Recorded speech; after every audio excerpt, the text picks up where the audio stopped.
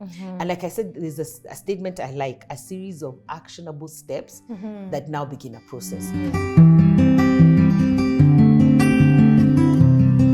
Hi everyone, welcome to Just Angie. This is Mwangi Monday. It's the first Monday of the month. Happy Monday.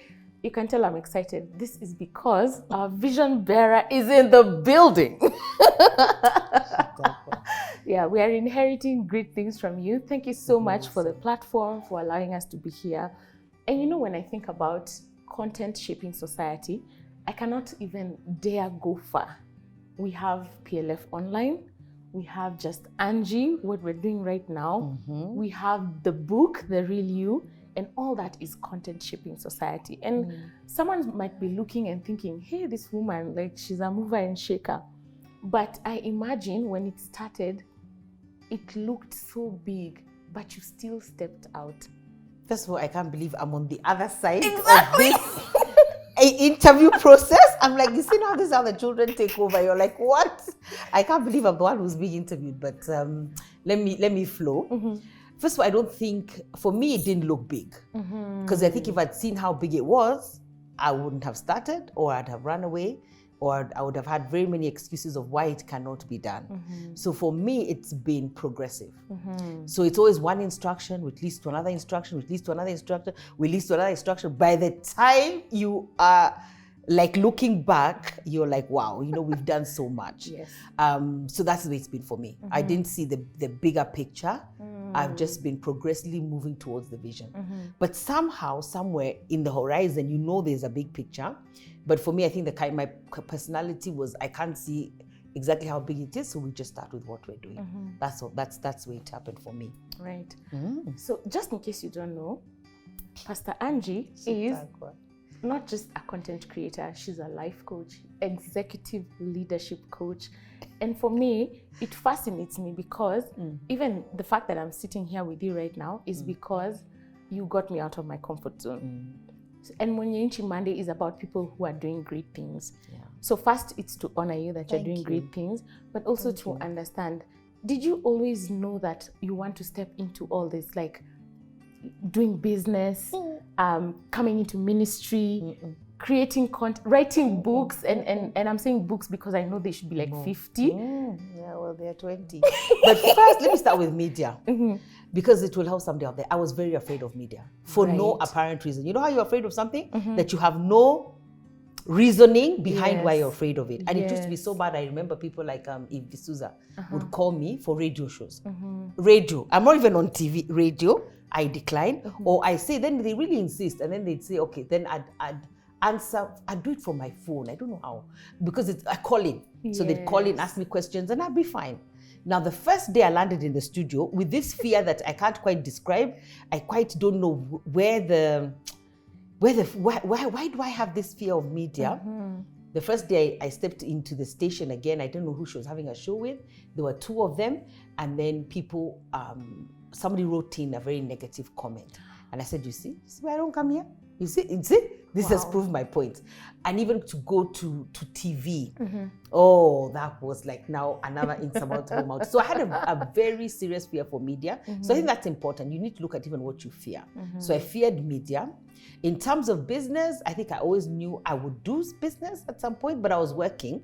And like I said, there's a statement I like, a series of actionable steps that now begin a process. So I think the process of me leaving work and then going into serving at church, then going to Bible school, and then getting the name Kingdom Business. Because also for me, I get the names of the things that I'm supposed to do way in advance, way before it even exists.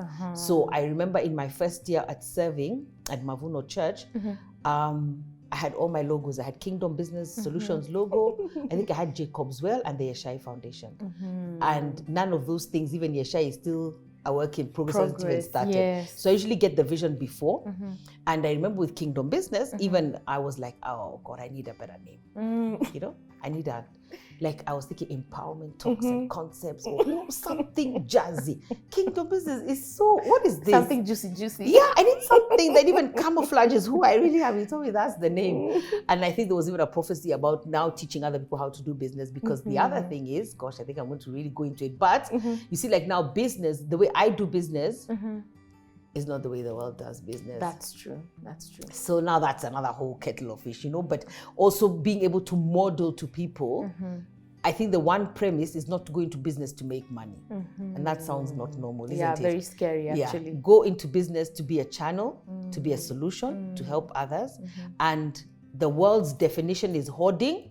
Our definition is do you have everything that you need for today? Because that's another thing I found. Even prosperity means, do I have what I need for today? Yeah, not to keep and wait for 15 years. For how many years, what's going to happen and plan. No, do I have what I need for today?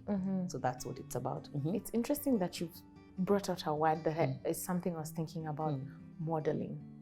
For me, even the little that I'm executing right now in terms of media is because of watching you. Wow. I watch how you come up with a plan. And then, because you see, I've been... See, my eyes are doing those tomatoes. Ting, come up with a plan. Okay. Yeah, you come up with a plan. Like, when I wanted to start putting out my own content, I was like, what does Pastor Angie do? Wow. I wrote down how many, what themes do I want? That will inform the kind of content I'm putting out. How many episodes do I need? Because also, I'm always up and about. So I don't want inconsistency. So for me, that has spoken so much. Wow. And I'm sure there's other people on the other side. They must be looking and wondering, this woman, when does she sleep? And for me, I feel like there's people who modeled to you. Even your late father, such important small tidbits here and there that shaped who you are. What do you feel about modeling in terms of we are creating content to shape society? It is so important. And then also the modeling, the people who are modeling need to step up. Because now what we've done is we've gone digital, isn't it? So for me, by God's grace, I started this 4 years ago. Yeah? But this is only God's grace. Yes. But I also think God asks me to do things because I say yes without understanding. I don't even understand what's going on. Because I've heard other people say, oh, I'm not exactly size 10 or size 2, all the things that people maybe would think, I hear people, you have to lose weight to do media. I just say yes. What needs to be done? Let's get on and do it, That's such I don't know what to say. It's something different. So and then I don't overthink it. Because, analysis paralysis. Yes. You just freeze there and get nothing done. That's it, the end of no movement, So I don't go into it. I just say, okay, let's do this. So that's the same with Just Angie. When Richie came, he just said, should we do this? I said, okay, let's do it. So we did. And at first, I think we're doing a video every day of the week. And then now we understood and then saw where our content is. So now we're doing 3 in a week. So, growing. And I think it's saying yes. I know even Shonda Rhimes has written a book. Is it The Year of Saying? The Year of Yes. Yeah. Because sometimes I think we just need to say yes. And then for my late father, modeled a lot without saying he was modeling, which I think is also what I do. Yes. People pick up things from me which surprise me. Like now, even when I'm looking at you, like, really? People pick up things from me that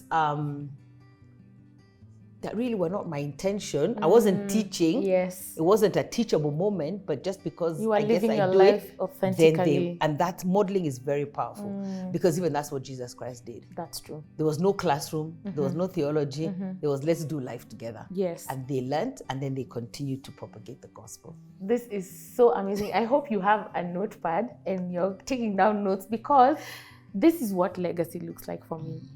3 years ago, if you told me we would be doing this, I would have laughed my head off. I would have been laughing with you. Yeah? But look at how far we've come. Look at how far I've come. So for me, it's all the things that you've said are almost like a progression, a rhythm that you have to get into, and movement must just happen, which is a very big word in Kingdom Business Solutions currently. Yeah. We are just on movement, access, those are the kind of conversations. Finding your rhythm. Exactly. So I would love you to give someone encouragement, because maybe someone is looking and they're like, Pastor Angie, you're up there. No, I'm not. I started down there. Yeah. So just to talk to someone and let them know, content is shaping society. You would either pick to be on the side where you're being shaped or the side where you're shaping. And on both sides, you either choose the positive part of it or the negative part of it. Yeah. I think first of all, I'd say find your tribe. Find your tribe. I don't know why that kept coming. Find your tribe. Find your people. Find those people that you need to get into rhythm and in step with. Because now for me, I'm surrounded by people who are modeling greatness. You know, my late father, when I think of Bishop T.D. Jakes, when I think of even the leaders that God has brought my way, I have learned from them and they have learned from me.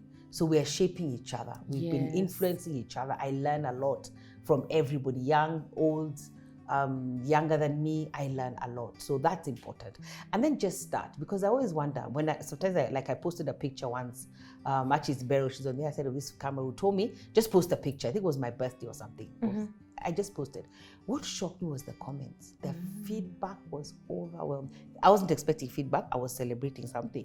Then people are writing how the impact that Just Angie has had on them. And I was like, hey, let me just keep doing. So I think you need to start, because you don't know what kind of impact you'll have on people. And I still feel those are the people that shared. There are many others who have not shared. But you have to give the world an opportunity to experience you in all that you are, and even in developing, because I'm not perfect, I'm not completely excellent in what I do, but it's a journey of growing, a journey of being authentic, a journey of being real, a journey of encouraging yourself, a journey of learning when you make mistakes and don't. But I think for me, my challenge to you is just start. Whatever God is asking you to do, start. Well, there you have it, guys. This was such a good series of how content shapes society, and you've heard it from herself, Just Angie. She's just Angie, but she's so much more. I usually like to make a joke that she's the whole cake, the icing, and a cherry on the top. Thank you so much for joining us. We'll see you on another episode of Mwangi Monday. Wow. Bye. Thank you, Shitaqua. I'm really amazed. Now the teacher has become the student.